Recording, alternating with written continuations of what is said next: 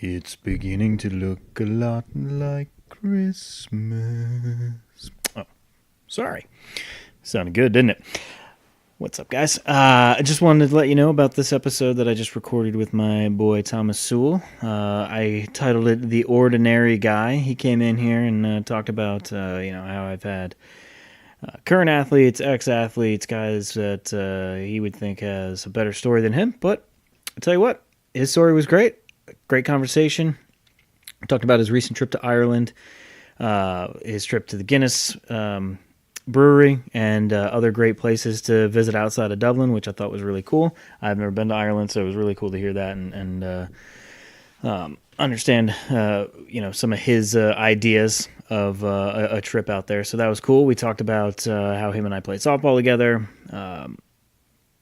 some hobbies, some things that he likes to do, things that I like to do, i.e. this podcast, some building furniture, some building furniture, really, how we both like to build some furniture.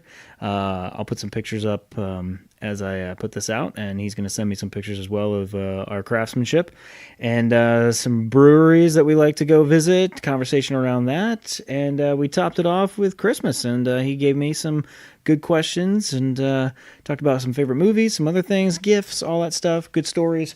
It was fun. As always, I haven't said that I haven't had fun on one of these, so I hope you guys enjoy it. As always, follow me on Instagram, share your stories, let me know you're listening, DM me, send me an email, 2centsworthpodcast@gmail. Centsworthpod is my Twitter, 2centsworthpodcast is my Instagram. Let me know you're listening, let me know where you're listening, how you heard me, and share it with your friends, family, coworkers, anybody. Just get the word out that this is a podcast that you enjoy and hopefully others are enjoying, and that we can have a person like an ordinary guy, Thomas Sewell, to come out and have conversation. We don't have to have big name people, and then sometimes we will have big name people and different types of people from all walks of life, and it's a great show. I appreciate you guys. Hope you enjoy this one as much as I did. Sit back, enjoy it, have a great Christmas, happy Hanukkah, happy holidays, and it's beginning to look a lot like Christmas.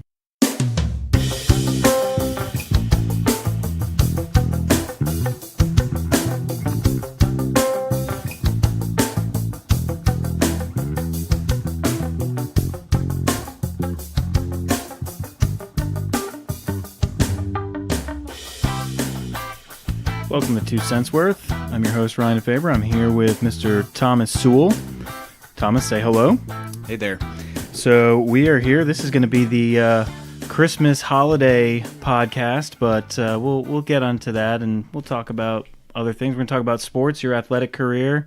We're going to talk about how you got to Charlotte, some teams, some predictions for the upcoming bowls, because you're an Alabama fan, I'm a Notre Dame fan, so we have some skin in the game this year, and some side hobbies and everything in between. It's just going to be an hour or so of conversation.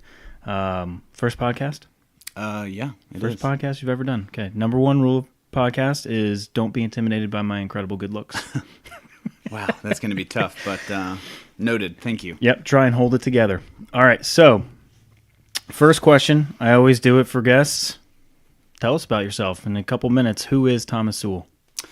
Yeah, so I wanted to make a quick point. Okay, go ahead. Because, in listening to your podcasts, let's see, we've had a British guy, good friend of mine, Steve Fielding.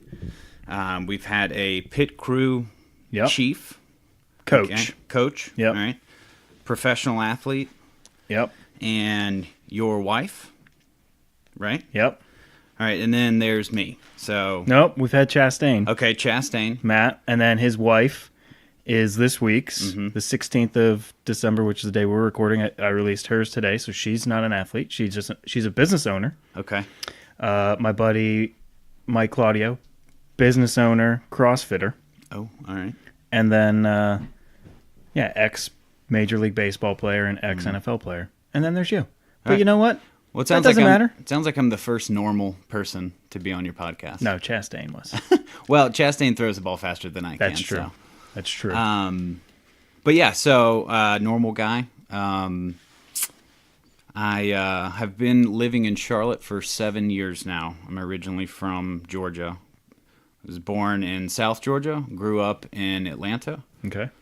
and then moved back to South Georgia for college, and then made my way up here to Charlotte. So I have, like I said, been here for 7 years, met my wife here, and yeah, I've done nothing but work and play men's recreational softball ever since. Athlete. Yeah, some would say. I mean, I'm the leadoff batter, so obviously I have a lot of speed. And it's a league full of athletes. Mm-hmm. And when somebody puts you in the leadoff spot, it's hard to deny your ability. The fact that I'm in the league just speaks volumes. The fact that it is a league of athletes. It does, and we're on the same team, so that just makes me even better. Mm-hmm. And I haven't played in about 6 weeks. Mm-hmm. This is true. This is true. Did we win the championship? We did not. Well, apparently, that's probably why I didn't hear from anybody. Apparently, I was out of town, but apparently we got run ruled back-to-back games to walk away with second place. Okay. A very long season. Yes. What felt like 6 months, because we are in the middle of December and we just finished playing. That's right. Yeah. And for those listeners who are interested in joining this particular softball league, my advice would be to not. Because typically we will play one game and then have 4 weeks worth of rainouts. Yep. And then play another game and then have 2 weeks worth of rainouts, then a holiday. Mm-hmm. Then we play again. And then we typically have 2 weeks worth of byes. And then we make it to the championship I didn't game. understand the playoffs this year, how we had a bye, played a game, and then had another bye, and then played a game. Not quite sure how that works.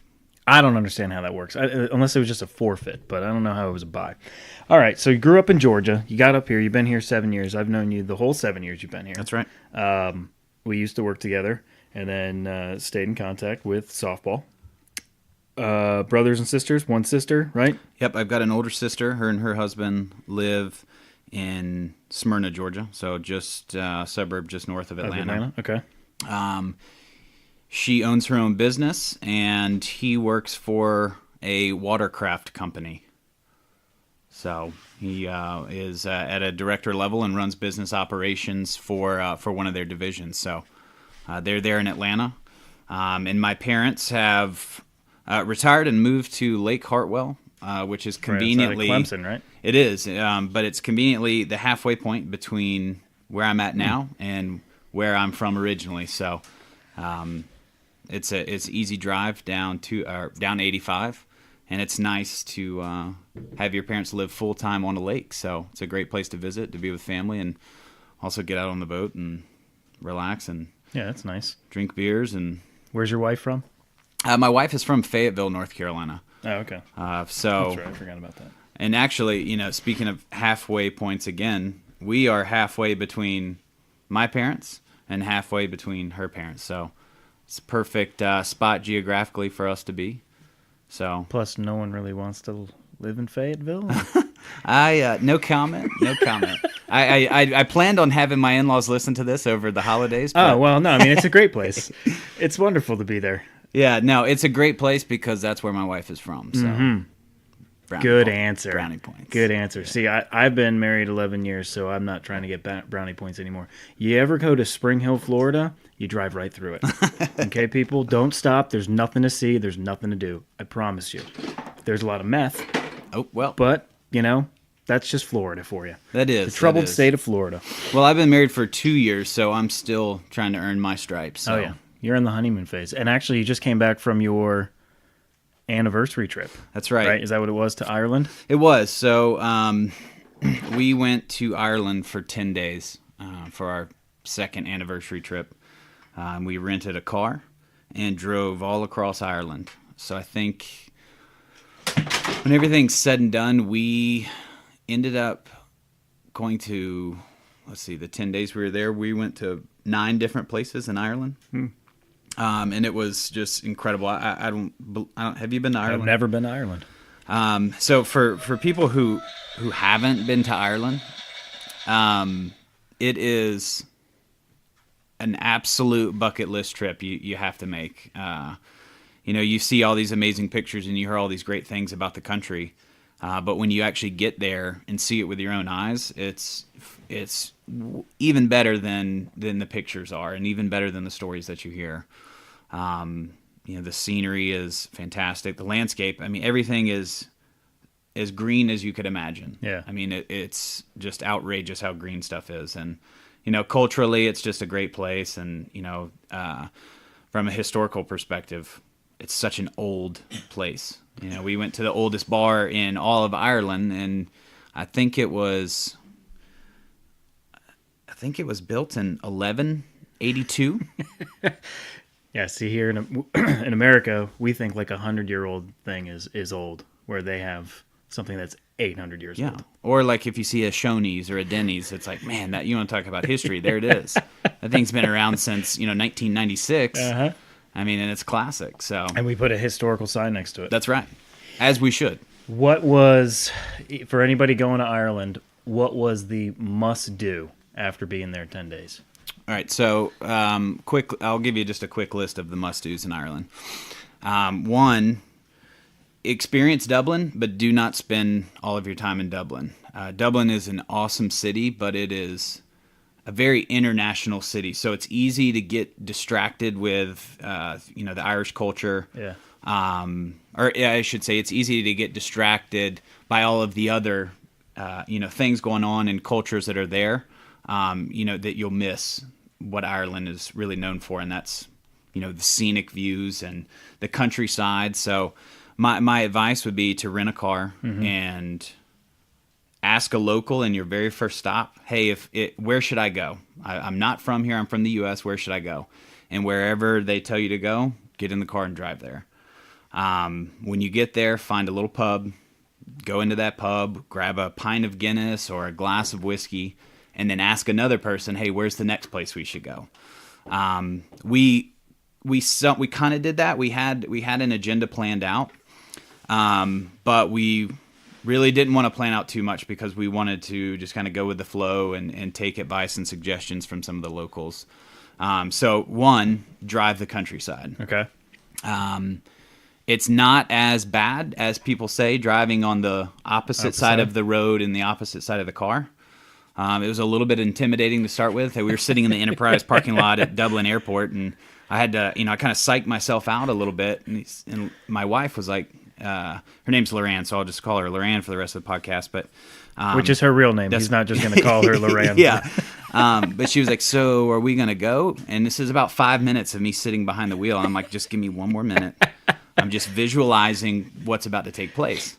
So pull out of the parking lot, and the very first thing is this massive roundabout, which, again, for those of you maybe who haven't traveled to European countries or been to Ireland per se, but they don't have very many stoplights. It's all roundabouts. Mm-hmm. So taking a roundabout the opposite way of what you're used to is a great test right off the bat. So if you pass that, you should be good to go. Yeah.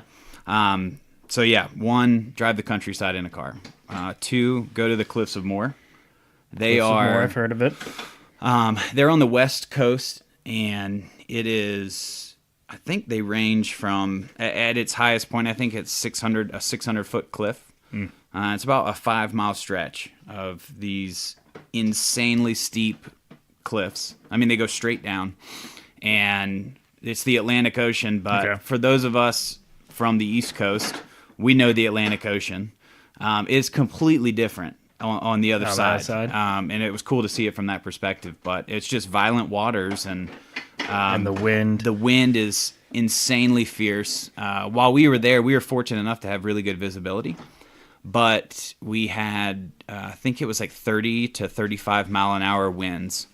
So it was, it was a little scary being on the edge of a 600-foot cliff and not knowing when that massive gust of wind was going to come. So I'm sure it was incredible just to see it, with my own eyes. I've seen it in pictures, like I said, but seeing it in real life was phenomenal.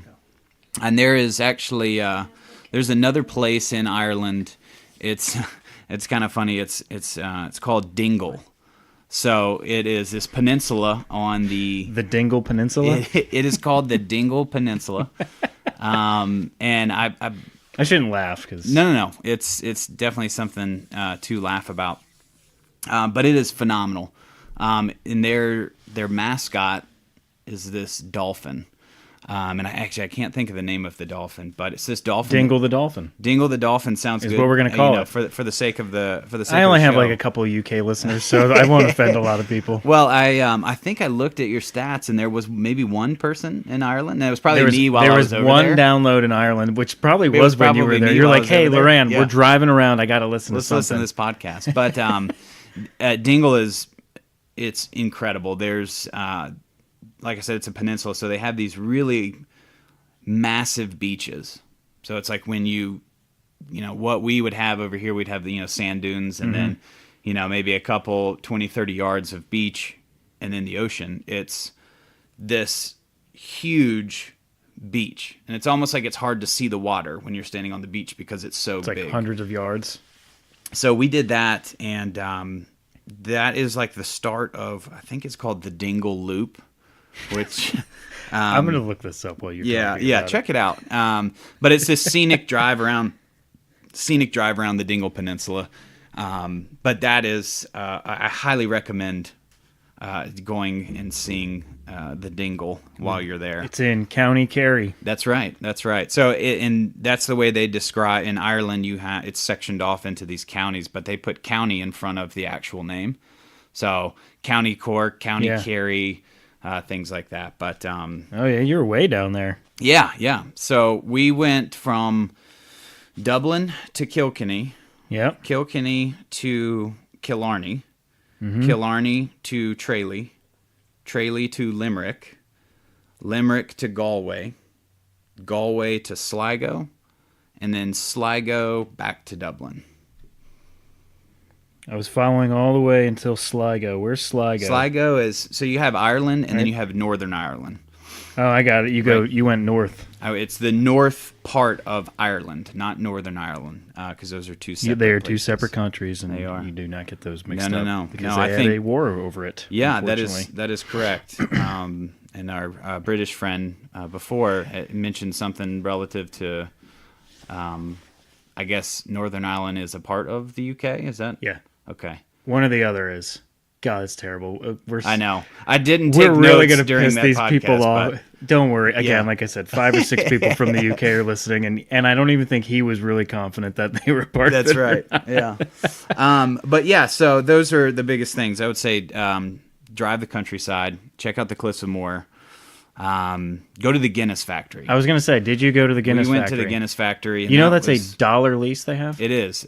I'm sure they told you the whole story. They did. So the tour is incredible. I would. I've taken brewery tours before, but this is. I mean, it's epic. You know, it's actually the tallest building in Dublin. So Dublin doesn't have high-rise buildings. So the tallest. It's like Washington D.C. Right. So seven floors. Okay. 7 stories. But each level, each floor is a different part of the the brewery tour. So you start off in the gift shop, right? They get your, they kind of like get your appetite going a little bit. It's this massive gift shop with all these different things, and they tell you about it's a $1 lease, and tell you some of the intro historic facts about the Guinness factory. They call it the Guinness Storehouse. Okay. So anyways, and they're like, all right, well, have at it. And it's this self-guided tour through the brewery, and it walks you through, how the beer's made, obviously, and where they get their water from, and where they get, all this, and how tall their hops plants grow, and different things like that. And then you go to, from that to one of the floors is all about the marketing of Guinness. Okay. So it has all of the different mascots and taglines and different things like that. So it's cool to see, the evolution of the marketing for Guinness. And maybe they're listening and I can get some free Guinness out of this, but they're probably not. I would, you know what? Maybe. You never know. I'll tag them. We can send it to them, yeah. But anyways, you work your way up and eventually get to the very top, which is the observatory. And that's the highest point in all of Dublin. and it's a 360-degree panoramic view of the city. And that's where you get your first glass, right? No. So I don't know. At this point, I've had You're a couple in. four or Oh, five. okay. I thought that was where you get your first pint. No, so down on maybe 4, like the 4th floor, they teach you how to properly pour a pint of Guinness. So tell us, because I know, because I've had people have gone and I've watched it. But so how do you properly pour and take a sip? I didn't do that, and here's why. They just started this new program, I'll call it, 3-4 weeks ago, or I'm sorry, 3 or 4 weeks prior to us actually being there. And you were there in November. Yep. So people know. And it's called a stouty. So when you get to the second level, they take a picture of you. So like a selfie, right? So Lorraine and I took a selfie. It was a professional photographer or whatever. So took a selfie, and then when we got to the level where they teach you how to pour a Guinness, you could do that. Or if you paid the extra $12, you can go to the other side, and they take you into like a private pouring room. They pour you a Guinness, and then they put the Guinness into this machine, and when it comes out, your selfie is in the head of the Guinness. And it's I was just so fascinated by it that I really missed the story. Yeah. But I believe it is a malted barley extract technology that puts your picture into the head of the Guinness or the foam. And it's insane how detail? Like it looks like you would take a selfie and look at it on your phone. I mean, it was unbelievable. Did you take a picture of it? Oh, absolutely. Yeah. And I'll show it to you. Obviously, sorry for those who can't see it, but well, send it to me. I will, and I'll put it on Instagram when we put this out, so people can see what we're talking about here. Well, and the creepy part about it is you could get halfway through the Guinness, and it's still there, and it's a little distorted, but it's still there. Oh my God. That's ridiculous. It's insane. It looks like an old photograph. It does. It's like a when you go to Dollywood. Yeah. I don't know if you've ever been to Dollywood in Gatlinburg, Pigeon Forge, Tennessee. I know where it is. I know. The old I don't like country amusement parks. Okay, well, it's Dolly Parton, so this is a lot different. I know. I'm sorry. But it's like the old country western photo. That's what it looks like. But you're not holding the gun. No, just and you don't have spurs on. This is true. Well, I did have spurs on. Oh, you had spurs on you that? just couldn't see them in the picture. Yeah, Ireland, huge cowboy boots and spurs. They're really big into spurs. But anyways, you get halfway through the pint of Guinness, and your selfie, your stouty is still in there. But anyways, that was why I didn't. So that's why you don't know how to pour a proper Guinness. But do you know how to take the first sip? I just like any other beer to me. Educate me. So, because I missed this part. What I've been told is that you are to look to the horizon. You're not to look into your beer. Your right elbow up. You have your beer in your hand, right elbow up, looking out towards the horizon, and that's how your first sip goes. And that's like when you get to the top floor of the, what do they call it? The storehouse? What do they call them? Mm-hmm. Okay. Get to the top of the storehouse. They have that bar up there, and that's, your proper Guinness is poured. You look out to the horizon, elbow up, sip, and that's it. And that's how you take a first sip of Guinness. And I probably fucked it up, and there's going to be people that are going to be like, oh, that's not how you actually do it. And I looked it up on Wikipedia because I've never been. But you've been, but you didn't even have a story to tell me. I don't, unfortunately. Okay. But, I successfully drank the entire Guinness, each one that I had. So I was doing something right at least. But misconception, a lot of people, when they see the dark beer, they're like, oh, it's heavy, it's a thick beer. No, it's like 4.5% alcohol, and it's a light beer. The only reason it's dark is because you talked about it, they roast the malts. Yeah, and that's at the very beginning. I think it's, gosh, I wish I would have taken better notes, but I think it's 200. Well, I don't think you thought you were going to come here and have to describe an entire Guinness. But pour. What makes it so dark is the temperature, which I think it's 262 degrees or something like that. Yeah. But yeah, that is an absolute must see. It's incredible. it's very similar to, it's the adult version of the Chocolate Factory from Charlie and the Chocolate Factory. That's it. I felt like that the whole time, except rather than it be candy, it was just beer. And it was awesome. You know what's going to be nice about this podcast is that you're going to be the first guest that I guarantee is going to tell me that their favorite brewery is not Old Mech.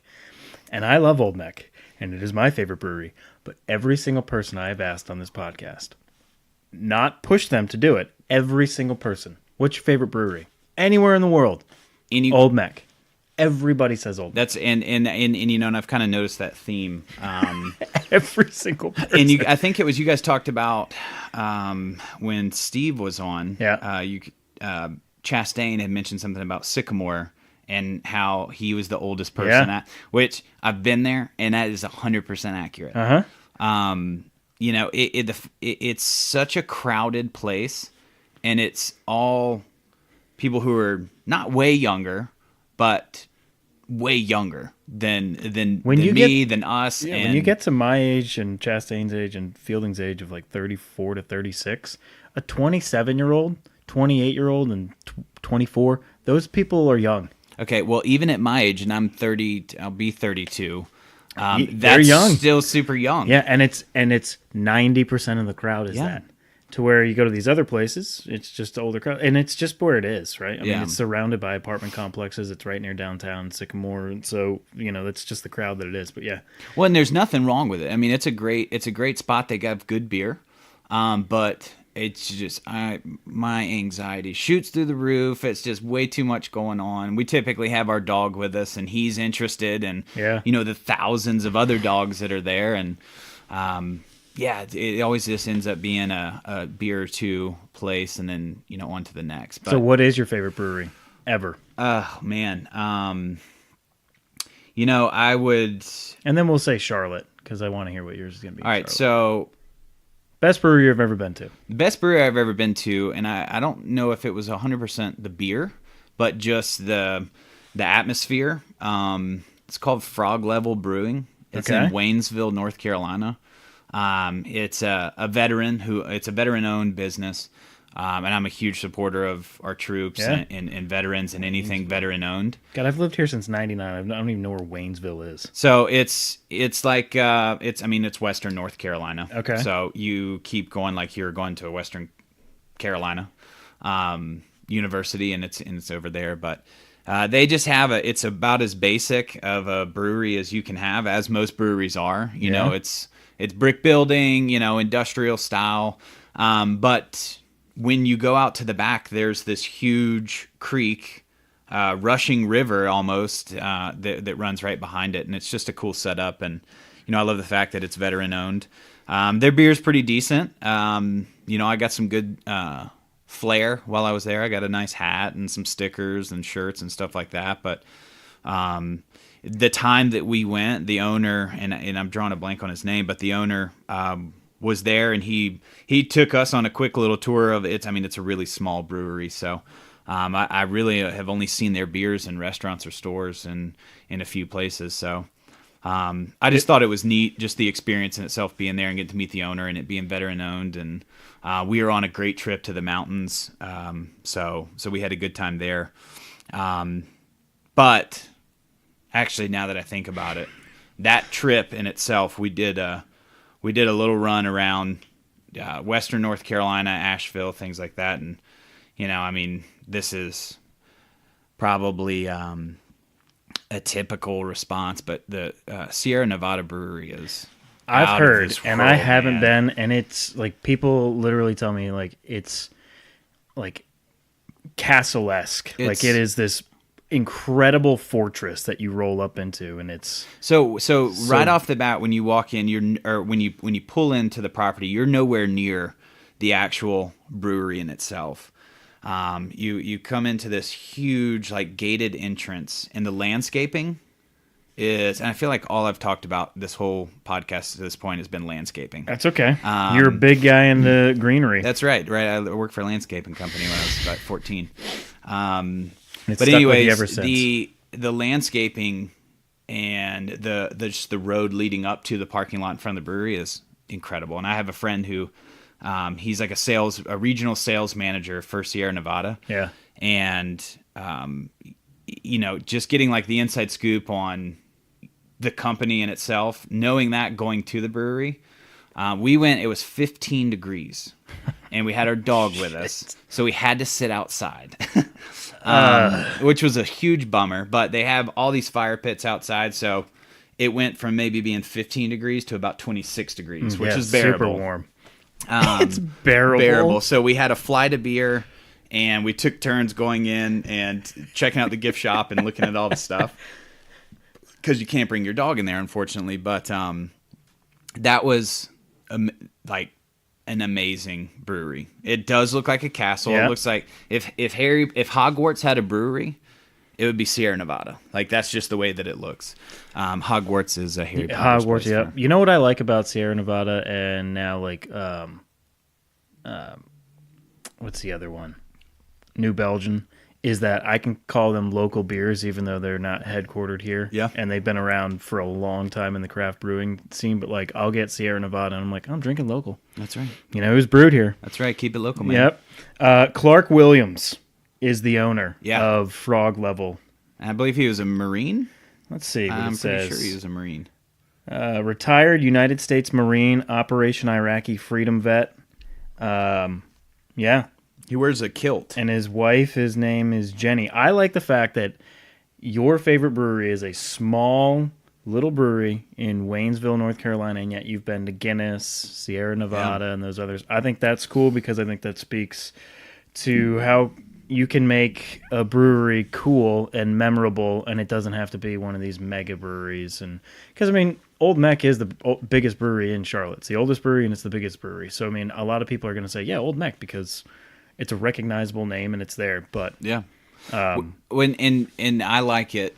I think that I like it so much is because I feel like if I were to open up a brewery, that's what it would be like. And this might be a good segue into my sports career. yeah, let's do it then. So you have the Guinnesses of the world, and you have the Anheuser-Busch's and things like that. So let's just refer to those as the professional athletes. That select few who make it all the way. Yep.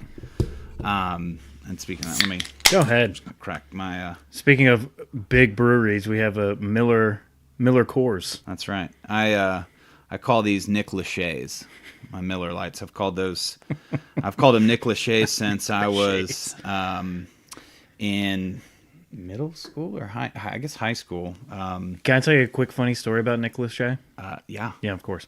I'm going to anyways. This is my podcast. I was at the Players golf tournament in Jacksonville a couple years ago, and I flew down. What was I? I went Friday, so I flew down Thursday, and this was for work. And so I'm out with clients and local guys in the office, and we're at Roost Chris right outside of the course. Because I didn't go Thursday, I went Friday. So we're right outside the course. We're at Roost Chris. We're done eating, and we see Kirk Herbstreit. Who's the guy that's with Herbstreit on game day?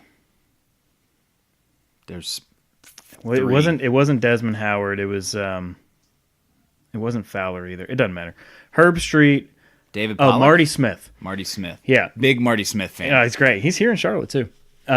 Marty Smith, Herbstreit, another guy looked like a producer, and they were getting like a table of 4, but only 3 guys walk in. We're walking out. I go to the bathroom, and I'm with this other guy that's one of our clients, and he's at the urinal, and there's another guy next to the urinal, and they literally...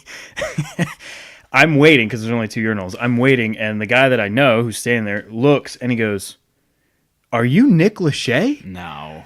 And Nick Lachey looks at him, he's like, "Yes, I am." And he's like, "Oh my God, man, my wife's going to love this story."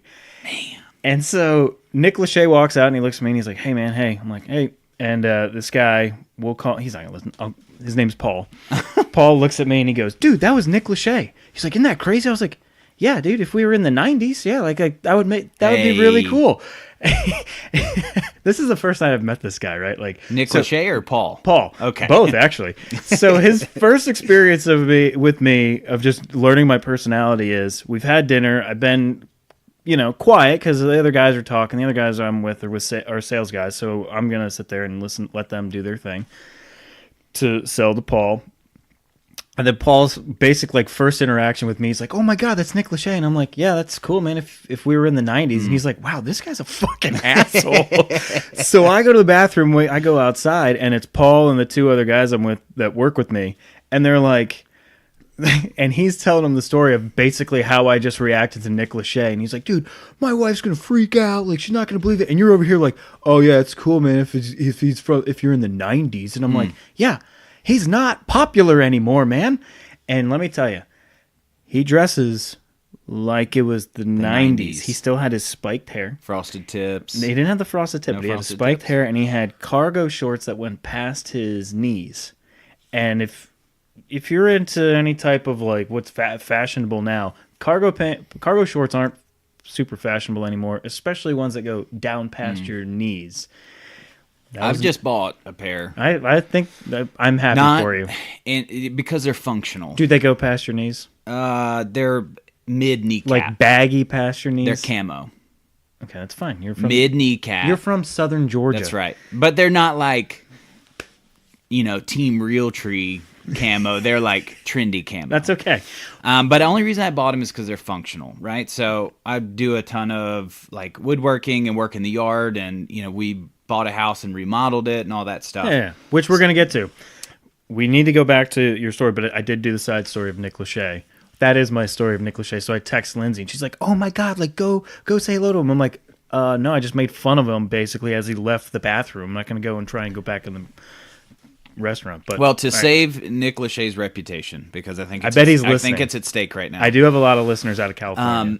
The TV show The Newlyweds, when he was married to Jessica Simpson, all he did in that show, and yes, I watched it occasionally. But I think anybody that is our age watched that show because MTV, Jessica Simpson was hot, and MTV at the time was really popular to watch with those shows. So all he did was hang out with his brother, drink Miller Lights, and rebuild stuff. Mm-hmm. So ever since then, we've always called him Nick Lachey's.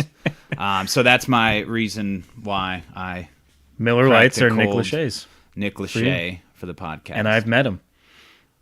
So this is coming full circle. I can't wait for him to listen. We're gonna have to tag him too. Oh, he's gonna love that story of me making fun of him. Huge podcast listener, probably 2 cents worth's number one listener. He might be the next guest.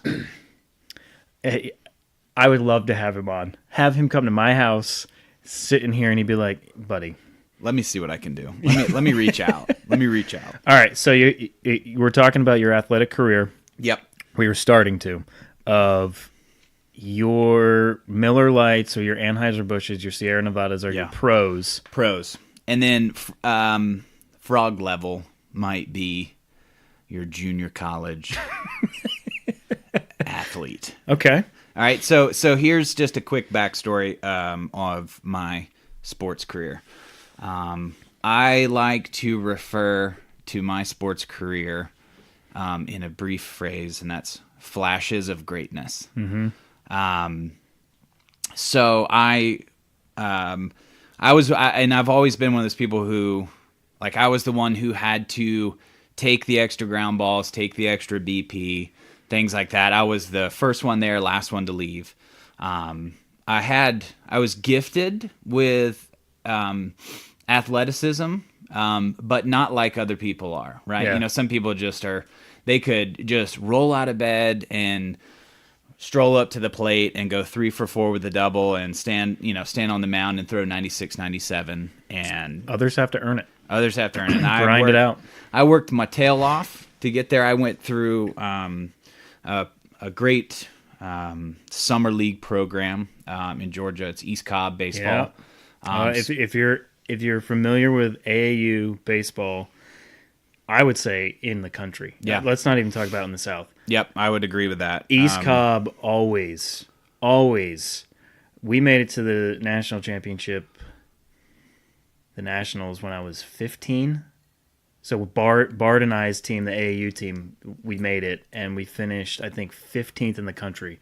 But, you go there, and it's, the California teams and East Cobb, Georgia. Yep. Yeah. Those are your top teams that always come in there. So it's a from a talent standpoint and exposure standpoint, competitive standpoint. That's just where you want to be playing, AAU or summer league baseball. But my the high school that I went to, I also played high school baseball in Cobb County, which was extremely competitive. Oh, I bet it's insane. We just the talent that we faced and the talent that I played with, arguably is what got me to, have the exposure that I had to some colleges and universities. Not by my ability, but by other people's ability. Other people. And it just had, hey, I had a good game, and they were not here to see me, but they saw me, and that's all that matters. And that's how a lot of people get scholarships. Right? Yeah. So, I played for an incredible high school baseball coach. The program is phenomenal. The coach is phenomenal. He's still there, and he's winning championships still. But I chose the free route. I looked at all the opportunities that I had, and I took the one that was 100% free. So baseball-wise, terrible decision.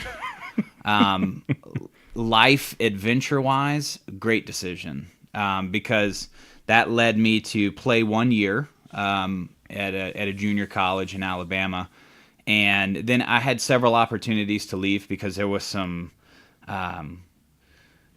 organizational change within the school, and it ultimately, I think that was the ultimate lead to the demise of the sports programs at this school, because they no longer have sports programs. Oh, really? Yeah. So I had some opportunities to go to different places, but I had a few injuries that were kind of nagging and a bad taste in my mouth about college baseball. And I said, okay, well, I am going to transfer to a school, and it actually was a school that my mom graduated from, Valdosta State University. Very good baseball program. And I said, I'm going to transfer there, and I'm going to take the first semester and figure it out, and then I'll try and walk on, because I had talked with there's a guy, he was the coach at the time, Coach Tommy Thomas, and he was, I think he ended up what a name. I know, he ended up retiring in his late 70s. The guy was ancient, old, has been around baseball for forever. And he actually came to one of my East Cobb games when I was in high school. And he brought his dad to the game. And this guy's 70. And he was like, hey, I just got to run out to the car real quick and feed my dad. And this was in between a doubleheader, and I thought he was joking. Like, what 70-year-old man's running out to the car to go feed his dad? Yeah. And turns out his dad was, in his 90s.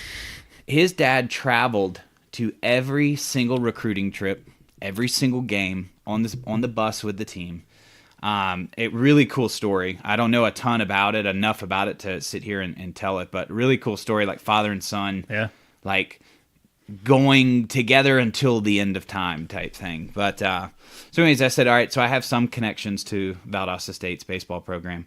I'm going to transfer there because that wasn't really the only school I could get into from a grade standpoint. Also, I'm a repeat offender, it sounds like, on your podcast, people getting into schools because of their athletic abilities, not because of their grades. That's okay. Chastain is one of them. Yeah. And he openly admits it, that if he couldn't throw a fastball 92, 93, he wouldn't have gone to Elon. Well, I am right there with him. So, but anyway, so I said, all right, I'll get there. I'll figure it out. I'll get my bearings straight. I'm 19 years old. I'm not at all mature. So I said, all right, get there, figure it out. Well, I got there and I figured out how to be a college student. And that's where I said, you know what, I could make an easy transition from playing collegiate baseball to playing intramural softball. So I said, the beer wench has come. Yeah. Lindsay, it's good to see you. She just woke up from a nap. That's Nice. right. That's called parenting. That's right. Kids sleep, you sleep. Hey, they're doing great. I haven't heard the kids yet. So Yeah, mine is what the hell was going on over here earlier. But so, anyways, I like I said, to kind of rewind a little bit, baseball wise, bad decision to go to that school. Yeah. Life adventure wise, great decision, because by me not playing baseball anymore, the sport that I grew up playing, the sport that I loved. That was me kind of coming to grips with, all right, this is a game, and I love the game, but I'm not meant to play it for for a living and for the rest of my life. And luckily, I learned that my sophomore year of college. Not to say that people who make it all the way through all 4 years are always let down when they don't make it to they don't get drafted or they don't make it to the next level. Yeah. I'm a pretty emotional guy, and I pour a lot into everything that I do. So it was nice to have that distraction of being a college student as I was learning, hey, this is the end of the road for baseball. I think it's so for you and I, because we both live that. It is nice to have other things going on in your life when you are coming to that realization of, as every kid that plays sports has, I want to be a professional athlete. Oh, of course. And eventually you get to that point, and you said like your sophomore year. And it was probably, for me, I think it was like my junior year where I transitioned back into the outfield and stopped. I wasn't pitching as much. I was more so playing like defensive replacement in the outfield. And I'm like, if this is what the rest of my college career is going to be, it was tough for me to. I even talked to my coach about it. I'm like, I don't know if I'm going to come back my senior year. Like, what's the point? Like, I'm busting my ass, but I could focus on my grades and kind of graduating and working on getting internships and a job. You come to that realization, man. It's like, I'm not going to go pro. Yeah. So, and Bard talked about it when him and I were, bullshitting on the podcast. I was like, you went professional, and he goes, and you went professional in something else, man. Yeah. Like that's, and it was a good mentality for him to have. And I thought about that too. And I'm like, yeah, I went professional in something else, right? Like we all go professional in something else. Yeah. I've actually never thought about it that way, but to the point that you were making about being, between, a defensive backup and a pitcher, it was kind of the opposite for me. So if I had any type of chance, it was through pitching. Yeah. But I loved taking ground balls and hitting doubles more than I did throwing bullpens and hitting spots. And it just wasn't a passion of mine. That became my life. To be a pitcher. Yeah. I was told numerous times by college coaches, mentors, other baseball players, it's that gut check, like raw comment where it's like, hey, if you want to have a shot, this is what you need to focus on. And I wasn't ready to give that up. I love mechanics and repetition and things like that. So taking ground balls off of a fungo, I could do it all day long. I would love to go out and take ground balls after this, just because it's fun. Just because it's something you want to do. But it was coming to that realization that, hey, I don't want to pitch, and I'm not going to do something I don't want to do. Yeah. Because if I don't want to do it, I'm not going to give it 100%. I was told that my sophomore year, if you're ever going to make it in college, you're going to be a pitcher. So just focus on pitching. And I thought the same thing. And I didn't. And I played outfield, and I pitched, but I played outfield, and that's really what I wanted to go and do in college was to go. I knew that I would have to pitch because I'm left-handed, and I could hit spots, and I was good enough that I could make a career in college. But I'm like, I want to at least try outfield still. So I went into college, recruited as a pitcher, but I still had that outfield dream. And I went 2 full seasons without playing the outfield, and then the team kind of shifted, and we didn't have a lot of depth in the outfield. So then the coaches were like, hey, you're probably one of the best defensive outfielders we have. That's what you need to do. But you also haven't hit in 3 years, so you're not going to hit. Yeah. And I was like, well, this kind of sucks. Like, this is terrible. I have to play like the 8th and 9th inning of every game, but I don't get to pitch anymore, basically, because you need me to be a defensive replacement, but I also don't get to hit. Yeah.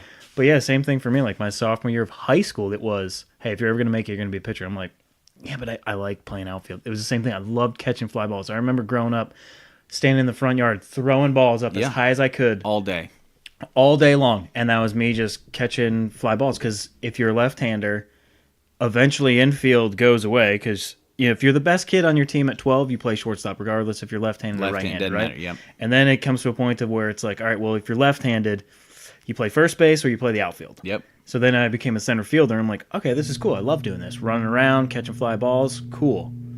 And then you get told as a 15-year-old, hey, that's not your future. It's kind of demoralizing. It kind of sucks. Yeah. So I get your point. I totally understand that feeling. Yeah. But anyways, nonetheless, the experience is what has made me into the person that I am today.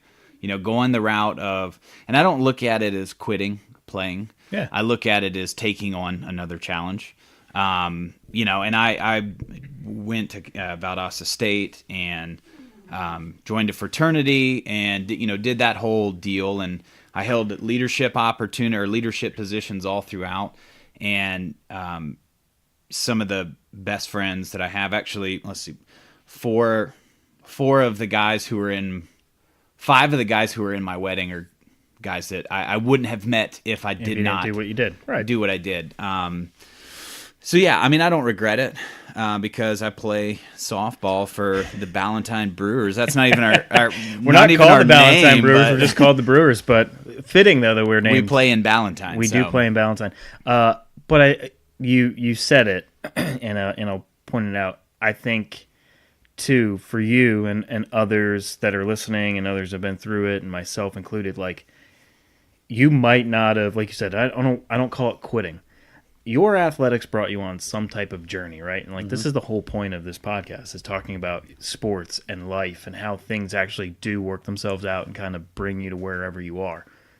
If you didn't have those experiences, right? If you didn't have the Alabama school and then the Valdosta situation and whatnot, you wouldn't be sitting here today. Right. Right? You wouldn't potentially be married to the person you're married to. Yep. Right? So I think some people a lot of people look back and they're like, oh man, what if? I used to be that type of person. I'm like, oh man, what if I stayed an extra year in high school and did that 5th year and tried to go to a different university? Or after my freshman year, I thought about transferring because I played summer ball and a coach from another school was like, dude, I'd love to have you. You play a lot and you do this. I'm like, oh, maybe that's what I should do. But if I left Wingate, I would have never met Lindsay. I wouldn't have been married 11 years. I wouldn't be sitting here. So I think it's important to, one, never look back and go, what if? Just look towards what it's brought you to and who you've become. And I think for you, you mentioned earlier, like, oh, I'm one of your ordinary guests, or I'm the first ordinary guest. You still have some story of where sports and your athleticism has brought you to wherever it is. I don't care that you didn't finish college baseball. Yeah. Who gives a shit, right? Like, I finished college baseball. I'm still sitting here with you. That's right. I'm a guest on your podcast, so I did something right. I didn't win anything by finishing and playing 4 years of collegiate baseball. It doesn't get you anything other than the experience. Right. And it does teach you some life lessons, right? Like, you grow up. I would argue when you play college athletics, it does teach you a lot of maturity. Sure. Absolutely. You might not see it at that time, but when it's all over and it might be years down the line, you can look back and be like, man, if it wasn't for that situation, I wouldn't know how to handle this situation in work. That's right, man. Tough situations that you go on, like what you said about your school in Alabama. Some things went on, organizational changes. I had a bad taste in my mouth, but you learn from it. Yeah. You might not have thought that at, 18-year-old Thomas, 19-year-old Thomas. You were probably like, fuck this. Yeah. That's bullshit. This is stupid. Life sucks. This is all I've ever wanted, and now it's not here. Like, what the hell do I do next? Yeah. But it taught you a lesson. Well, yeah. I mean, and you're exactly right. I mean, and this is the philosophical side in me coming out. Yeah, let's get it out, man. Things, I think you have two portions of your life. You've got the first half and then the second half.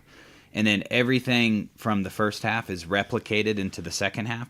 It just has a completely different outcome, right? So this is the stuff that I went through, in my freshman year playing baseball, whether it was injuries or whether it was coaches or whether it was, whatever. It's replicated in the corporate world that I'm in now, right? So you have hardships, you have a tough meeting, or you have a budget that you might not have hit. It's all the same thing. It's just kind of a different setting, right? And it's all about how you handle it. It's not about the scenario. It's about how you handle it and what you take away from it. And I took a ton away from the experience that I had playing baseball in college, the experience that I had playing baseball in high school, East Cobb, so on and so forth.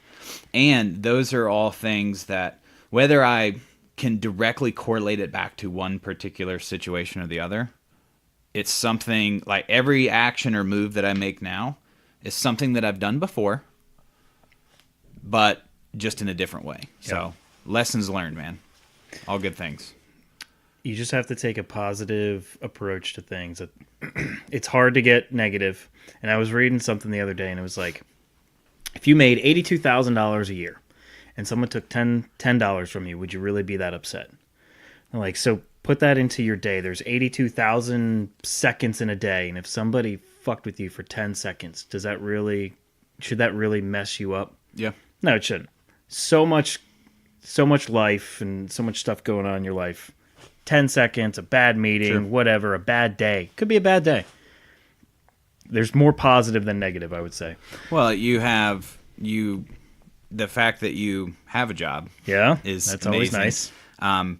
The fact that, at least speaking for us, we have someone to go home to that we can, confide in, and they can console us, our dogs. Yeah. No. Our wives are also there too. Oh yeah, that. Yeah. But we've got roofs over our head. And we have, life goes on. Yeah. There's all these other things to take, that should take precedence over that 10 seconds. I think you get to that point. Obviously, as you get older and you learn from these things, but like as a kid, it's easy to get so upset. Like my sophomore year of high school, man, I didn't make the baseball team. This is bullshit. It's over. Yep. Your college experience. Oh my God, this sucks. Like you get upset on things that truly, in the long run, like you said, there's two halves of your life. We're still in the first half of our life, hopefully, yeah. Right? You hope. You never know. Not to be morbid, but like first half of your life still, we have a lot of lessons still to learn. But I think you get to that. I think athletics does teach you a lot of how to deal with adversity, because whether people want to think so or not, and I'm dealing with it with my kids now, of like growing up in the sports world now, there's winners and losers, and there's winners and losers in life all the time. Yeah. Participation trophies, in my opinion, are a rag of shit. Yeah. And if my kids ever get them, I'm not going to let them have them. Well, people are going to be pissed off about that and be like, oh, you're so terrible. I really don't care. You can say whatever the fuck you want about me. But I'm going to teach my kids a lesson of what's going to help them in the long term in life. I mean, I'm right there with you. I think that I think participation trophies are. I think it's just a catalyst for bad behavior and accepting things that people shouldn't accept. You gotta work hard. You got to do it, and it's going to be a rude awakening for those people who don't experience that when they get to the real world. And it hits you like a ton of bricks, and you do not know how to respond. Yeah, when you just fold. Yeah. Like, I've had parents call me after their kids have interviewed with me, and they don't get the job. Oh, man. Okay. Look, your kid didn't get the job. Like, you're not going to help him. This is definitely not helping him get the job. This is the reason why your kid didn't get the job, is because you are calling me right now. How did you get my number, first off? Secondly, why did you think you should call me and then this was a good idea? Right. All right. You had notes. I did. I think I've said all this. This guy came prepared to basically interview me or bring his own conversation. I told him, I said, I want this to be a conversation. We're almost an hour in, but we're going to keep going until I've gone through everything. all my notes. All right. I wanted to talk about you mentioned it earlier, like you like doing things with your hands, yard work, all that. So, side hobby. And I think it's kind of cool, because I think it's always interesting to see like what people like to do to get a creative outlet out. Me, for a while there, I like to build furniture. So like that, I built the TV. I'm pointing at a TV stand. So people are like, "What the hell?" I built a TV stand. Lindsay's very nice, big into mid-century TV modern. Console. Yeah, very nice. So mid-century modern stuff. I built this desk. I built the printer desk that we have here. Just kind of simple, clean line type stuff. That was for a while. I grew up, my dad, after he left Wall Street, went into construction and craft work, and he's always been good at building stuff, so that's how I learned how to do all that. And then now it's this, doing podcasts, kind of my creative outlet. You have a creative outlet. What is it? Yeah. So whether it's good or not, Doesn't matter. It's still fun. I went to Lowe's and I bought the kit to build a little shed, right? And I don't call it a shed because it's more than that. I call it my little workshop. Okay. And I've got it all set up to where I can just do minor carpentry type work, woodworking things. And I like to build small little things, right? So, I'm pointing at it like you guys can see it like Ryan just did, but the TV stand here and the printer desk, things like that, I enjoy. I enjoy building things like that. So I like for it to be kind of rough looking. So I'll use a chisel, right? If you buy standard pieces of wood and they've got sharp edges. Yep. Well, I'll hand chisel the sides to where they're rounded off. Rather than using like a planer or anything like that. I like to do it by hand. And it's just fun because something that should take 15 minutes might take me 5 hours to make. Okay. But I'm in my workshop and I'm making these small little things, and they're unique to, my hands and the work that I do on my own. So I've made tables, like our dining room table. My dad and I actually made together. It's a big farmhouse table, and that was a cool experience because that's where I got this desire and ability. It's from my dad. Okay. And he got it from his dad, and I would assume that my grandfather got it from my great grandfather. Yeah. But growing up, every house that my grandfather lived in, they lived out in the country, so he would always buy a single wide trailer to put on the property, and it was for his workshop. Oh, okay. That's so cool. He was the type of guy who if he had one wrench, he had every size wrench that you could ever have. And I remember asking him, seeing tools, an Allen wrench that you had to hold with two hands, and it probably weighed 45 pounds. And I remember asking him, do you build cruise ships? Yeah, what the hell is this thing? Why would you ever need this? And his response was always, well, I might not need it, but if somebody does, I'm going to be the guy that can borrow, that can lend it out to that person. That's cool. And that, I think that's, intellectual curiosity about tools and building things. By no means am I a great builder. My dad will listen to this and he'll probably smack me in the back of the head. Is he a great builder? And my grandfather probably wasn't either, but something that we enjoyed because, we can get in our little workshops. My dad has one, my grandfather had one, I have one, and just tinker and build things with our hands. Whether it's, hey, we're going to the DeFaber's next Saturday night. I was going to bring it up. I want to bring a bottle of wine over. You built something for our friend Tim. Yeah. So it's I could bring a bottle of wine, or I could bring a bottle of wine in a little box that I made. Yeah. And it was stamped with your logo. My logo. It's not. It's hopefully 2019 is the year that I really get things, into motion with this, and I've kind of transitioned. Yeah. And maybe another podcast we can talk about it more.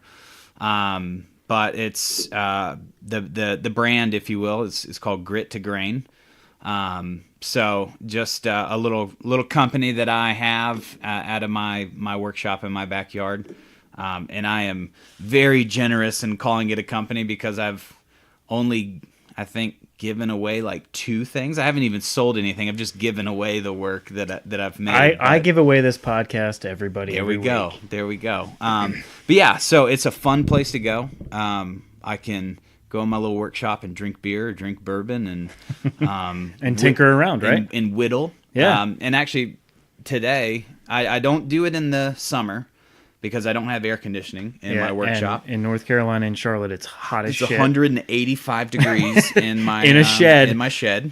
You got to get a fan. Yeah, I do, and it still doesn't really do much. It goes from being 185 to 185 with wind. Yeah, so I do that in the garage too. I'll work out and I'll turn the fan on. I'm like, all I'm doing is just blowing hot air in my face. More of it. But today I rearranged and reorganized my shop to get ready for the winter, which is a great time to get out there because I have a heater. Yeah. And I can close the doors and turn the heater on, and it feels good. And so yeah, I'm ready to take orders and get in there and listen to some music and drink bourbon. Irish whiskey this year, since I brought some back from Ireland. What is there anything you're going to focus on in particular? Like you mentioned, you built the box to hold a bottle of wine. You built a farm table. Is there anything in particular that you like you said, I'll take orders, right? Yeah. Like what would somebody like me, if I was going to call you, Thomas, and Grit to Grain, right? Mm-hmm. Yep. And say, hey, I want one of those. Do you have any of that, or is it just wide open of like, hey, tell me what you want, and I'll tell you if I can build it? Yeah, I think it's more of that. Okay. I like to try things that, I mean, and cat out of the bag. It's if somebody's like, hey, or if I'm like, hey, I want to build a table, I'll just Google the dimensions. Yeah. And honestly, it's as simple as that. Googling the dimensions, and here's the secret, folks. If you have the right tools and you can measure things, you can literally build anything that you want. I have, like I mentioned earlier, my wife and I bought a house that required 100% remodeling. So to put it into perspective, our friend Pete, who flips houses, wanted to buy that house to flip it. Yeah. So it did need basically 100% remodel.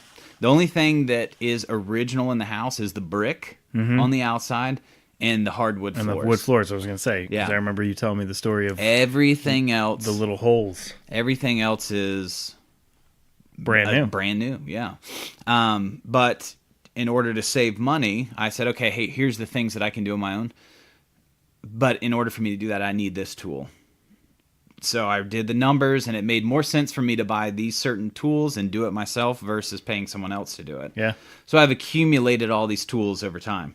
Now that I'm not remodeling a house, what better way to get my money's worth out of these tools than to do things that I enjoy? So if I can get the measurements and you give me some sort of an idea as to the way you want it to look, I'll do my best. And great thing is if you don't like it, I'll probably like it, so I get to keep it myself. Well, and the other thing too is, like you mentioned, it is rustic, custom. Custom, yeah. And furniture doesn't need to be perfect. A box to hold wine doesn't need to be perfect. The wine, display or a holder made of wood doesn't need to be perfect, right? It's got to look cool. Like a lot of people just want something that looks cool. And that's like that's really kind of the premise behind the whole name, right? Is the grain portion of the name. You can cut any type of wood, and the grains are going to be different in every single piece, right? And you might not know how beautiful the grain in a piece of wood is until you sand it down and really get that top layer off of dirt or grime or sap or whatever it is, and get to like the polished perfection of the actual grain. So that's the grit part, right? Yeah. So that's the work that we put in to bring out the true side in ourselves. Like that's the premise behind the name. So it's about hard work, and whatever the result of your hard work is going to be the grain, right? Yeah. The outcome, if you will. So every piece is truly personalized and different in its own way, because like I said, the way that I cut corners is with a hand chisel, and it's not going to look the same. Yeah. It's going to be different for every single piece. So you want to talk about custom items? That's what I got for you. So it does bring into anybody that would want to order something from you. It brings into its own originality. Yeah. There's only one. That's right. That is you true. might make 10 wine boxes. They're all different. And they're going to say one of one on the bottom of them. Like if you look at again, we're pointing to the TV stand. If you look at it, right, like the edges aren't perfectly degreed. Yeah. I mean, I built that in my garage in 2 days to put the TV on something because we were moving it up here from downstairs because we bought another TV. Yeah. Right? So I was like, well, I need something to put it on. I want to build something myself. I think I could build it cheaper than I could buy something and make it look mid-century modern. Yeah. And we did. And I had all the paint, and all I did was basically go out and buy the wood. I had all the screws and everything. Again, like you talked about, if you have the tools, you can basically make anything. It's Absolutely. a box with a shelf. That's what I made. Yeah. And if I was to go and make a couple more of those, obviously I'd change some things and, probably sand some things down. But at my house, I was like, it's functional enough. It doesn't look like a piece of shit, but if you go to the store and that's in the store, that's $800 at the store. And that was probably what, $60? $60 worth of material yeah. and 2 days of my time in the garage. And I think too, you mentioned it earlier of like where you go into your shop and you work there for 4 or 5 hours. I'm like, to me, when I used to do this stuff, and I still will, I'll still mess around with some woodwork stuff and do stuff around the house. But especially in this room, after we're done, I'll point out some more stuff that me and my dad have done together. But it's meditation. Yeah, it really like is. You don't have kids right now, but like I can hear myself. I can hear my other kid that just woke up from his nap, which is fine. We'll finish here in like 10 minutes or so because I do want to finish up with one more thing. It's just like a nice meditation. Like this is a nice meditation for me to kind of, again, I mentioned earlier, like step away. It's a creative outlet. Get to have my friends come over, people I might not know and have a conversation with. So like that's coming up in January. I'm going to have some people I know through social media, never spoken to them. Nice. So I'm going to have a rep from a supplement company come and talk. Person that a person here in Charlotte that does like food blogging. Okay. Person from Lululemon's going to come on. So like I have people I have no idea who they are, but it's going to be cool. Like I have them come around, have a conversation, learn about them. It's a creative outlet for you. Same sure. thing, meditation. All right. I'm going to call it what I want to call it here. You have approached me about something else. Yeah. Thomas wants to get a group of guys, people, not guys, people. Yeah. Right? It could be women people. too. It doesn't matter. People together, grab coffee, a drink, whatever, and kind of have a conversation. Immediately doing this, I said, well, it should be a podcast.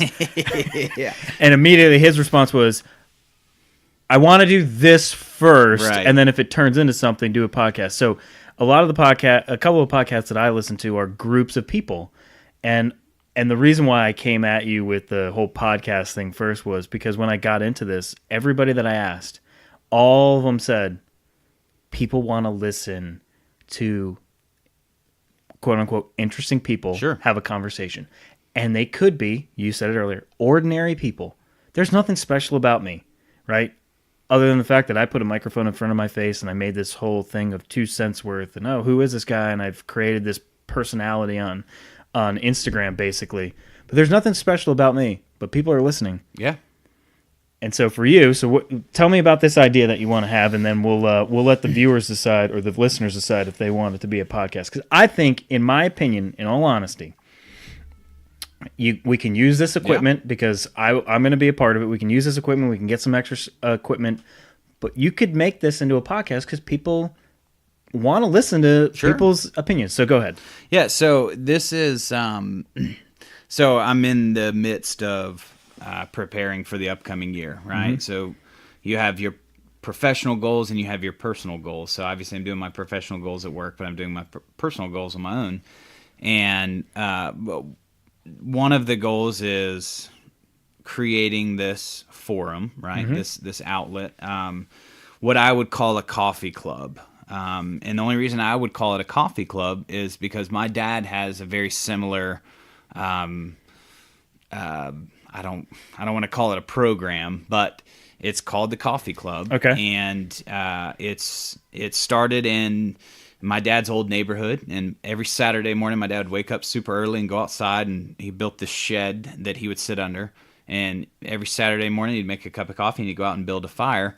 And the neighborhood guys would come over and they would talk about whatever, whether it was current events or things that were going on in their individual lives, whatever it may have been. but they would just talk about it. Yeah. You know, like-minded people talking about things that might be uncomfortable, might be relevant, might be irrelevant. Could be funny. It doesn't matter. It could be funny. It could be serious. It could be sports related. It could be political. You know, whatever it is. Basically, everything that I try and not do here, other than the sports and the funny part. I don't mind being serious, but the politics, that's just not for this forum. But yeah, absolutely. Yeah, so this is really just, it's an opportunity to feed your intellectually curious appetite. Yeah. And you know, I've got a group of people in mind, you being one of them, that I feel would take this seriously and take it for what it's worth. Not to only, you know, this isn't to benefit me. I just think it's a great opportunity for people who have similar ideas and similar drives and similar passions to talk about things that could be uncomfortable, that could be relevant, could be political, could be economical, could be sports related, whatever. Yeah. I mean, it is literally whatever the topic of the week is, or the flavor of the month, or whatever you want to call it.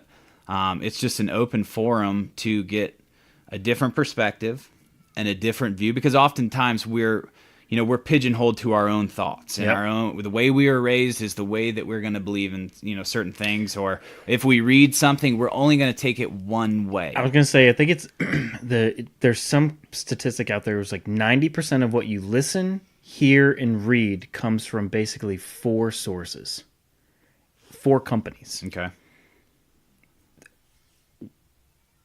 You know, you have your media companies on TV and all that, but they're all owned by these higher up companies. Sure. And so they're sister companies of themselves, though they might compete against each other. But like 90% of everything you listen to, you watch, and you read comes from 4 or 5 sources. So think about, for those of you listening, think about who's controlling basically what's being put in front of you at all times, right? Like, you go on Instagram, and Lindsay and I always joke about it. We don't say anything. All of a sudden, something pops up of something we were thinking about buying. Isn't that crazy? Ugh. Yeah. Big, all right, so Big Brother-esque. So you have this forum. I think it's a great idea. I think it could be something that we could turn into a podcast. You could kind of narrow it down to maybe 4 or 5, 6 people. Yeah. You put them in a room. You have a conversation. Maybe a whiskey club or a bourbon club, because I know that's something you like to do. Doesn't need to be coffee. We could go adulting and just Uber. We could adult it. Yeah. We could adult and Uber. All right. We'll finish up with any questions for me. You came to my house. You had some notes. Any questions? Yeah. And then we'll wrap this thing up. I've got two questions. 2 questions. Okay. And I listen to, you know, obviously I'm a listener. An avid listener, because you've mentioned quite a few episodes. So you're welcome for padding the stats. Yeah, thank you. So I've listened to a few of the questions that were asked, and so I'll ask questions that haven't been asked. Okay. And this actually was not even one of the questions I was going to ask, but it's, what's your favorite movie?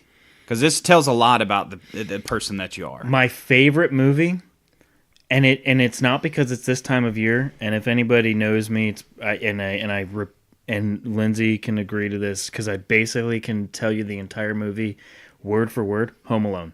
Nice. Absolutely fucking love that movie. Solid. I used to sit in my office. I used to share an office with somebody. I used to sit in my office and pull up YouTube and listen to clips from it and laugh my ass off and repeat them. And the person sharing my office would be like, "What the hell is wrong with you?" I'm like, "It's the funniest fucking movie ever." I'd say Home Alone.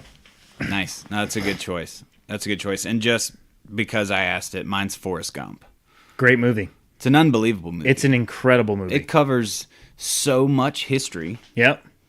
I mean, and if you take a moment, and it's actually funny because Tom Hanks is my favorite actor. Okay, great actor. But if you think about Home Alone, and you take a step back and you think about the amount of body trauma that they were subjected to. Mm-hmm. And I've read articles about doctors have, of course, analyzed the movie, and they were like, all right, for, this taking a paint can to the face, this is what the average result of that is. Yep. Going and through all that. Well, if you take a step back and you look at Forrest Gump and the amount of things that he was involved in, I mean, things that when you watch the movie you might not necessarily pick up on, like Watergate. Mm-hmm. Okay. The Vietnam War. He was a multimillionaire. He got in with Apple before anybody else got in with Apple.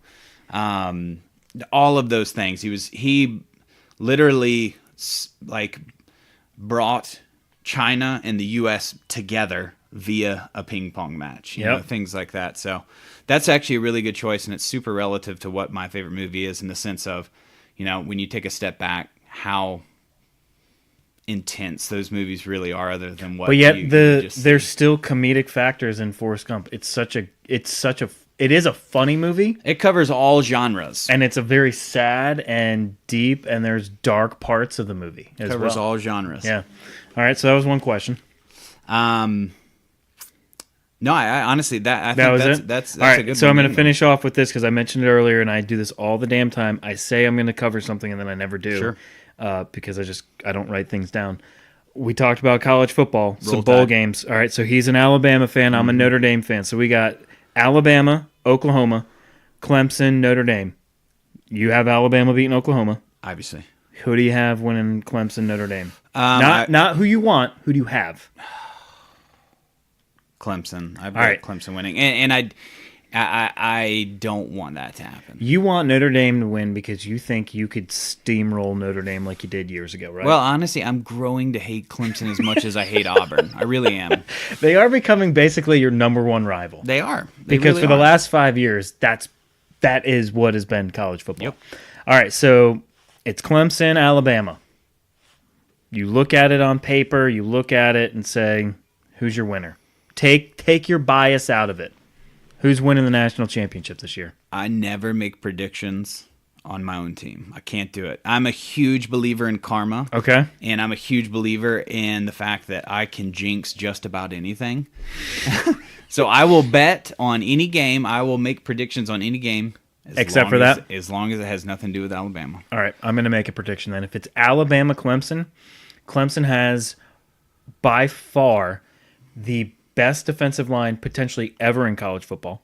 Mm-hmm. All four of those guys are they are first-round draft picks. If Tua can actually play an entire game, because I don't think he's played an entire game all year. Maybe wrong. Hasn't had to a lot of the times. Except for like one or two. Citadel might have been the one game he had to play the full game. Yeah. I would say, and I hate it because if I'm going to sit here, I'm going to bring my bias and I'm going to go, Notre Dame's going to beat Clemson. And they're not going to beat Clemson, I don't think. And I've been wrong on so many things on this podcast, and that's why it's great because it's my opinion. It's my 2 cents worth. Alabama's going to win the national championship this year. I think Clemson is going to have a hell of a game against them, but Alabama's going to win the national championship. Well, I hope so. Roll Tide. And we're going to leave that at that. We said we were going to talk about Christmas, but we can press pause if you want. And you can go to the bathroom. Thomas has to go to the bathroom. Let's press pause. We'll press I pause. want to touch on a few Christmas topics. All right, we're going to press pause then. All right, we're back. Sorry I had to get the child, and then Thomas had to go to the bathroom. No big deal. We're back. We're going to finish with Christmas and the holidays. So, we are, as we're recording this, 9 days away, but as it will be released, 2 days away. That's right. Any big Christmas plans? No, just we're doing. I'm doing Christmas with the in-laws this year, so it's we did Thanksgiving with my family. This time Christmas will be with my wife's family. So my father-in-law owns his own business, and he has every year he always has a big Christmas party. Very generous man. He owns a business machine, so it's industrial copiers and printers and things like that. And so all of his employees and their kids or grandkids, they have a big shop Christmas party. And Santa Claus comes to the party, and all the kids who are there get their own gifts. Oh, wow. So it's really awesome.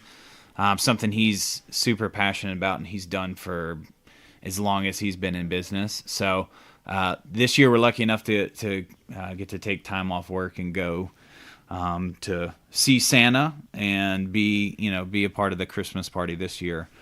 And then we'll do Christmas with my family the following weekend. Okay. So leading up to New Year's. And we are actually going on a train ride through the Blue Ridge Mountains. That's cool.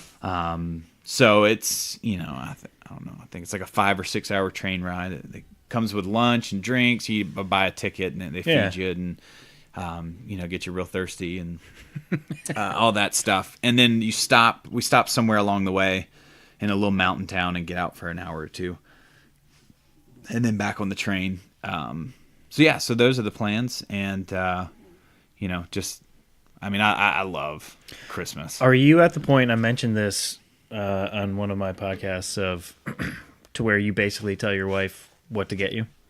Because that's how Lindsay and I operate. It is, here's what I want, you buy it, pretend like I don't know, vice versa, and then I'll throw in usually gifts that she didn't ask for that I know that I think I should get her, or I think that she would like. So I'm kind of the opposite. Okay. I like that. My response is, when I'm asked, what should I get you for Christmas? I'll go generic. I'm like, I don't know. I'll be fine. Just get me a sweater, because I'm not, it's almost, sometimes I'm uncomfortable receiving gifts. Yeah. I love giving gifts. Okay. It's a huge deal for me, is giving gifts. And that's where I get my Christmas excitement, is watching other people open their gifts. Yeah. Whether it's from me or from somebody else, I just love watching people open their gifts. I don't know if it's like, obviously seeing the excitement in kids' faces. I have a nephew, he's 5.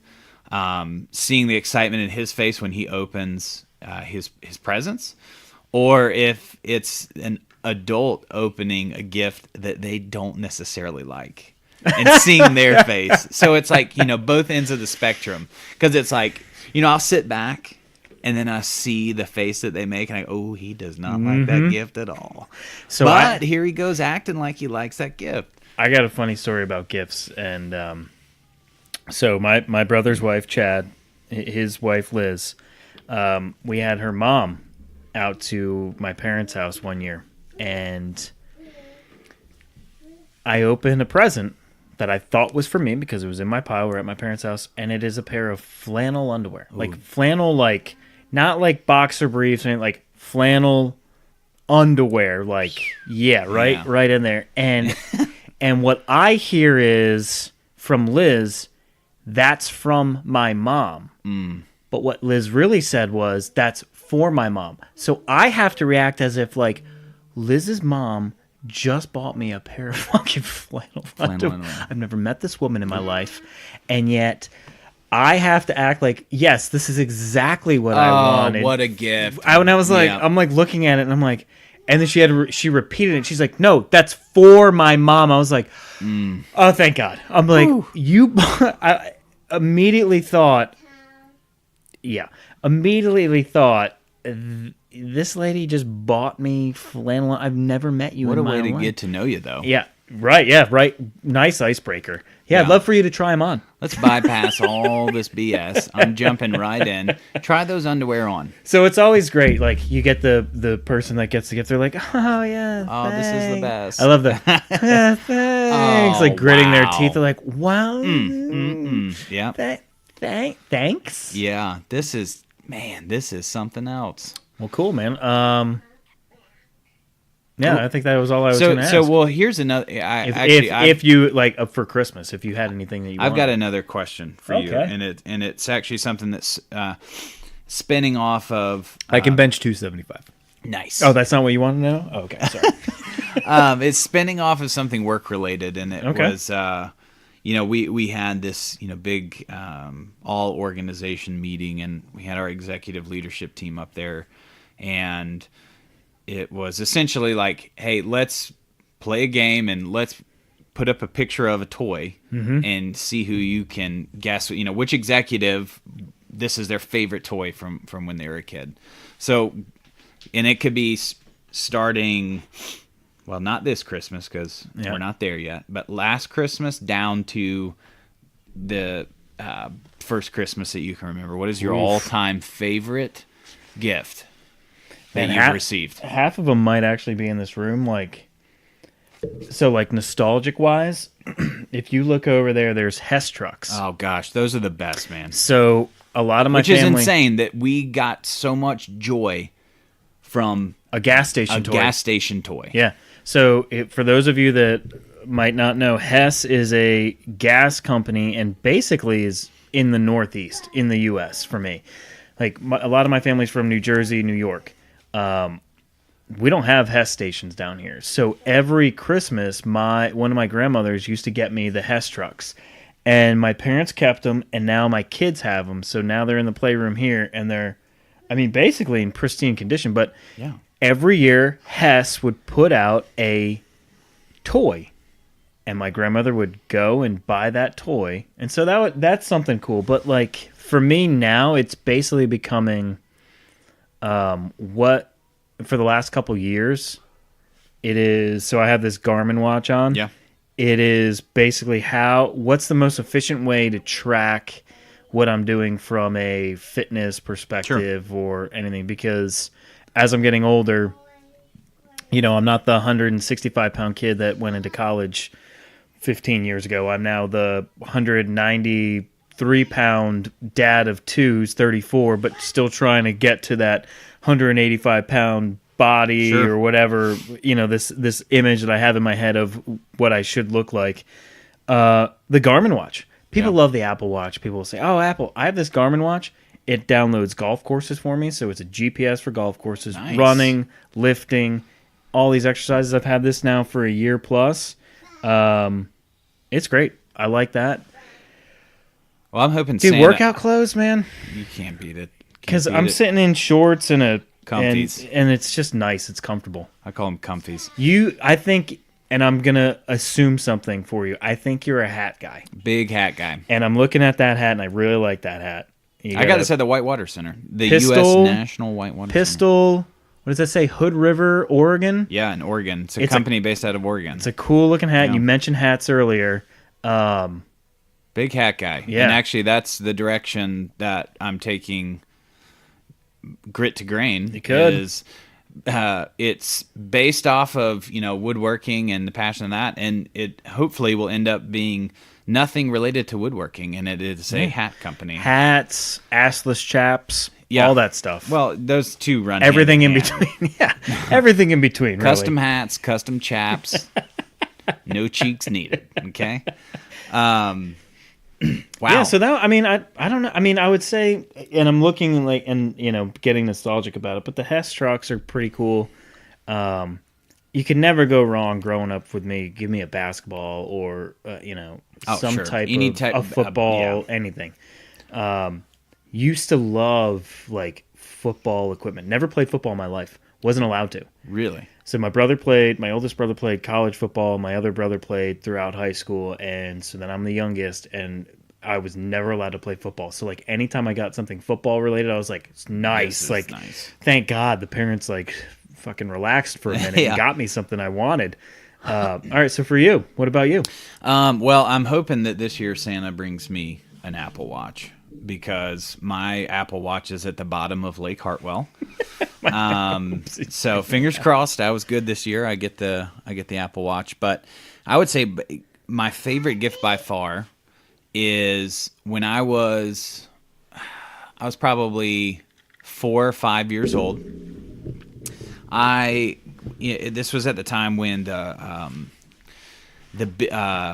were they called? I guess like the, not Hot Wheels cars, but they were the life-size Hot Wheels cars. Do you know what I'm talking about? Big wheels cars, but it was like you had like a Corvette or a Power Wheel. Power Wheels. Dude, we'll go down to my garage after this. Yes. You'll see I have a Chevy Silverado that these two kids drive. Nice. All right, so I always wanted one of them. All right, so that was the thing. It was the Power Wheels cars. So that year, like I said, it's 4 or 5 years old. My sister got a Barbie car. It was the Power Wheels pink Corvette. The Corvette. And then obviously one would think that I would get the red Corvette Power Wheels.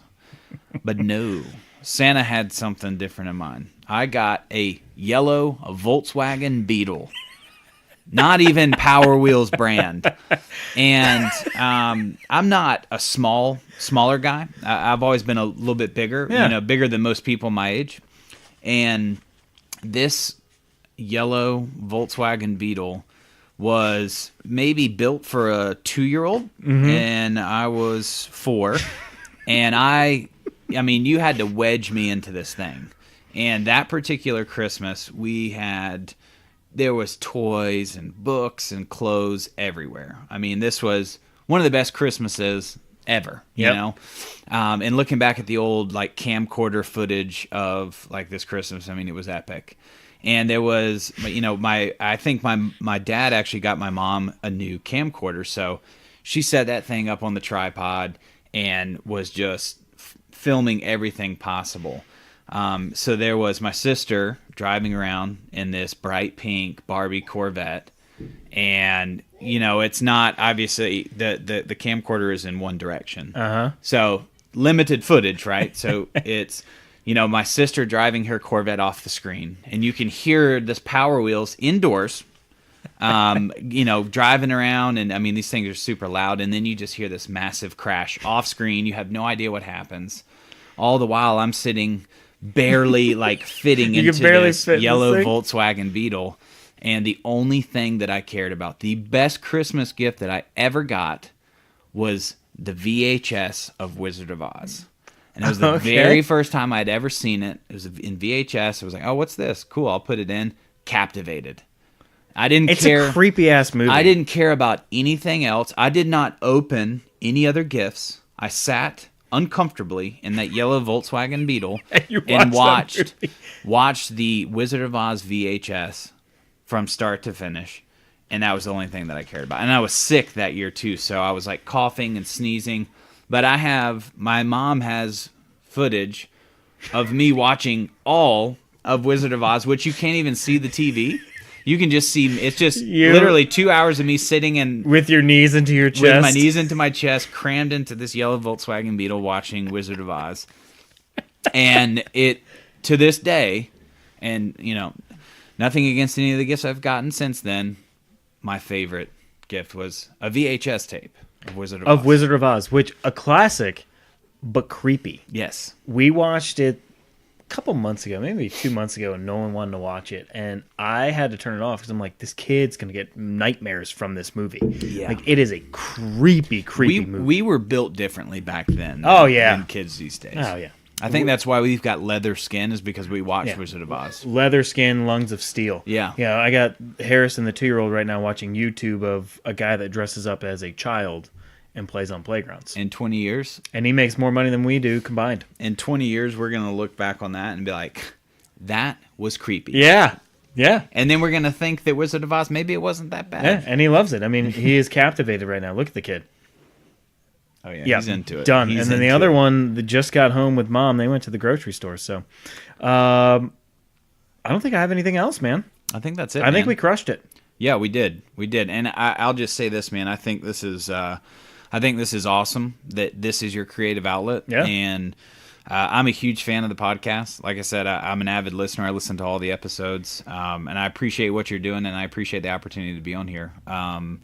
It's a chance for me to talk about stuff that I'll talk about in other settings, but it's a different audience, and I hope people enjoyed it. And thanks so much for having me on, man. I really do appreciate it. Thanks for coming. I tell everybody all the time, first rule, talking to the microphone, and then other than that, be vulnerable, have a conversation. It doesn't matter. Remember, whatever I say or whatever you say, people will listen to, and if they don't want to listen to it, they're not going to listen to it. That's okay.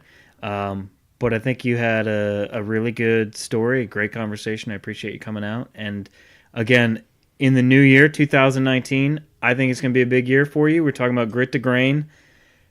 We'll get a website out, right? Put something together. Sure. Yep. Yeah, we'll get this coffee talk with, what was the SNL skit? Do you remember the SNL skit with Mike Myers? Coffee Talk with Linda or whatever.